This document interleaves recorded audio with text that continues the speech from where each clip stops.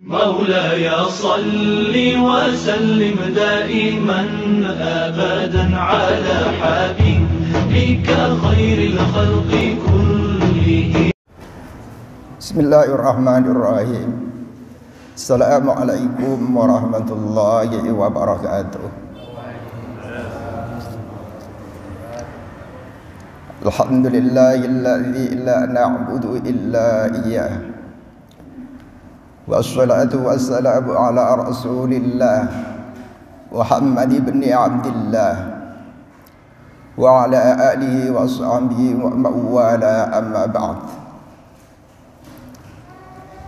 Yang kami hormati dan kami muliakan, terutama imam kita Ustaz Romli, para alim ulama, para kiai, para ustaz cerdik pandai yang dimuliakan Allah, dan jamaah sholat maghrib Masjid Al-Falatika yang kami muliakan.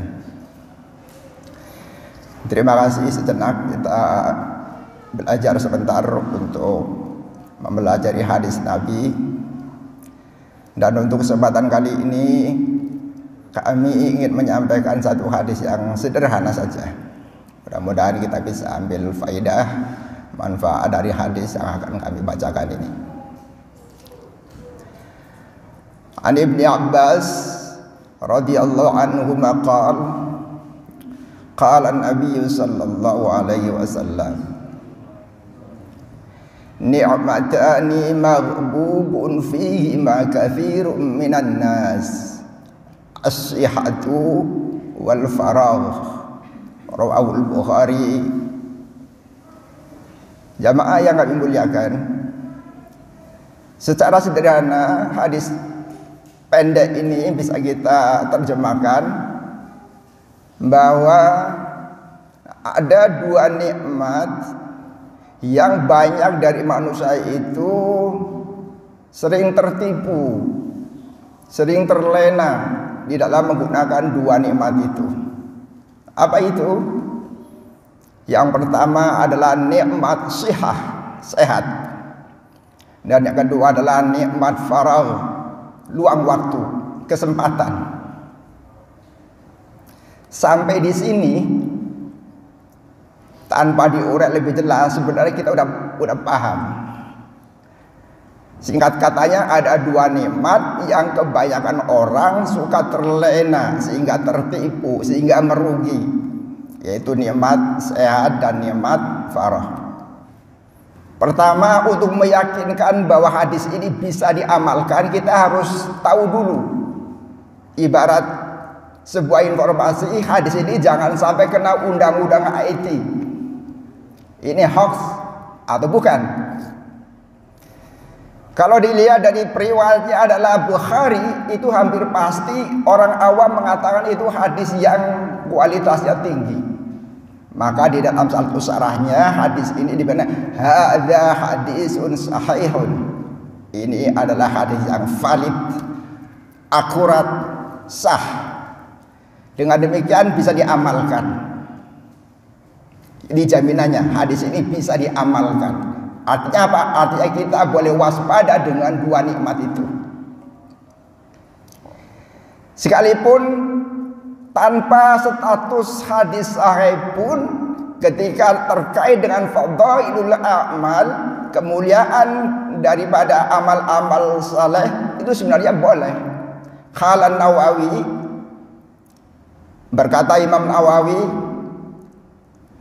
jawazu min jumhuril ulama jawazu al-amali bil hadis dhaif. Barang kebanyakan ulama itu membolehkan untuk mengamalkan hadis dhaif kalau dalam hal terkait dengan fadhailul amal. Ini biasanya dipegang oleh aliran ahli sunnah wal jamaah. Kalau pegangannya orang-orang minal mu'asirin, orang-orang modern yang biasanya mereka minal muhaqqiqin, yang bisa dia mentahqiq kitab-kitab yang lama, itu biasa dia tidak mau. Dia secara mutlak mengatakan hadis dhaif tidak bisa diamalkan. Tapi oke, tidak masalah. Itu pertama, jaminannya hadisnya sahih, jadi bisa diamalkan. Kedua, Hadis ini diriwayatkan pertama oleh Ibnu Abbas. Siapa itu Ibnu Abbas? Ibnu Abbas nama lengkapnya adalah Abdullah bin Abbas bin Abu Thalib. Jadi Abdullah bin Abbas adalah cucu dari Abu Thalib. Beliau termasuk orang kelima yang paling banyak meriwayatkan hadis dari Nabi. Dan dia adalah termasuk ahli tafsir, ahli ta'wil. Karena doa Nabi, Allahumma faqihu fiddin wa alimuhu ta'wil. Atas doa Nabi inilah kemudian Ibnu Abbas termasuk di antara orang yang ahli tafsir dan ahli ta'wil.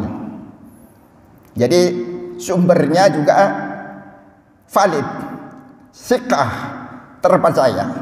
Apalagi hadis ini masih diragukan. Sekarang isinya, nikmatani, ada dua nikmat. Katanya hadis ini la yadulu alal hasr. Hadis ini bukan hanya membatasi dua nikmat saja yang bisa memperdaya oleh manusia, tetapi bisa terjadi juga pada nikmat-nikmat yang lain. Jadi tidak terbatas pada dua nikmat yang disebutkan tadi. Kemudian nikmat yang paling besar menurut Al-Imam Al-Qadi Abu Bakar Al-Arabi, di antara sekian banyak nikmat yang Allah beri kepada kita, nikmat yang paling mahal, paling utama adalah nikmat hidayah. Atau orang lain mengatakan nikmat iman, termasuk di dalamnya nikmat Islam. Dengan nikmat yang utama ini, maka segala aktivitas yang kita lakukan, termasuk kita penggunaan kesehatan dan waktu luang itu akan bernilai kalau kita niatan ikhlas dan ridho kepada Allah, maka itu menjadi nikmat yang besar yang berpengaruh kepada keuntungan di dunia dan juga sampai di akhirat. Para jamaah yang kami muliakan, maghbubun secara bahasa di dalam kamus artinya adalah tertipu, terpedaya, terlena, atau bisa juga artinya pikirannya lemah. Itu persis kata Imam Al-Jauhari mengatakan bahwa seseorang yang tidak mampu menggunakan nikmat sehat dan firah itu, dia akan rugi. Ibarat sebuah perdagangan, dia sudah dikasih modal adanya kesehatan, sudah dikasih modal dengan luang waktu, tapi dia tidak manfaat dengan baik-baiknya, maka dia akan tergolong orang yang rugi, tertipu. Itu pertama. Yang kedua artinya lemah pikiran. Ini ada korelasi antara mana pertama dan kedua. Seseorang yang tertipu, yang terperdaya oleh sesuatu, itu artinya karena dia akal pikirannya lemah. Atau sebaliknya, karena akal pikirannya lemah, maka dia mudah tertipu. Itu bahasa Arab suka begitu itu. Ada makna banyak, tapi biasanya bisa dikorelasikan. Dia tertipu karena pikirannya pendek, pikirannya jelek.